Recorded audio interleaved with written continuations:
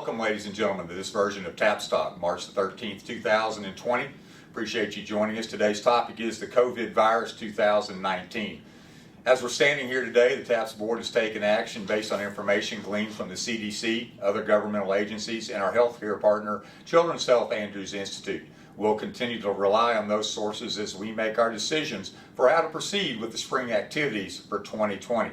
As we go forward, as of today, the TAPS Executive Board has determined that we will suspend all activities through April the 12th, 2020. That will take us through the Easter break.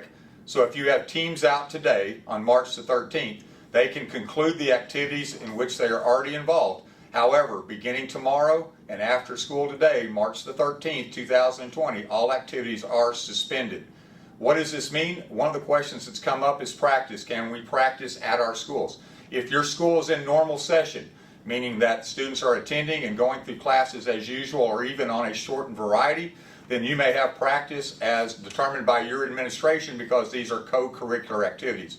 If your school is closed or if your school is on a digital format or online format for education, then practice will not be allowed as governed by coaches or school administration. So no practice if your school is on a digital learning environment or if you're on an online situation. If your school is in session, then schools may continue to have practice as determined best interest by their school administration.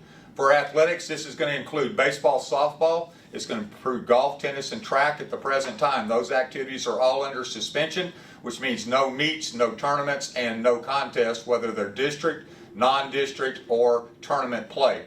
For the fine arts, which are affected most quickly, that includes academics and art, speech and LD debate, robotics, and the competitions that were scheduled over the next 2 weeks to include the solo and small ensemble portion of music.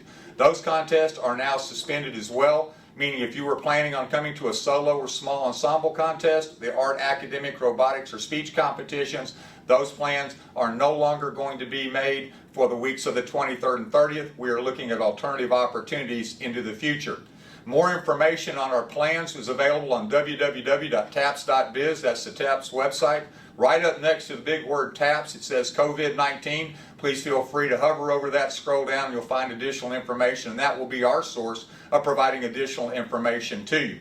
More information will be provided on our webcast at 2 p.m. on March the 17th. That webcast will also be available on our TAPS YouTube channel for further review later on. So, we're going to take a pause. March the 13th through April the 12th, that gets us through Easter. TAPS will be suspending all interscholastic contests for our students in the sports and activities listed. We appreciate your concern.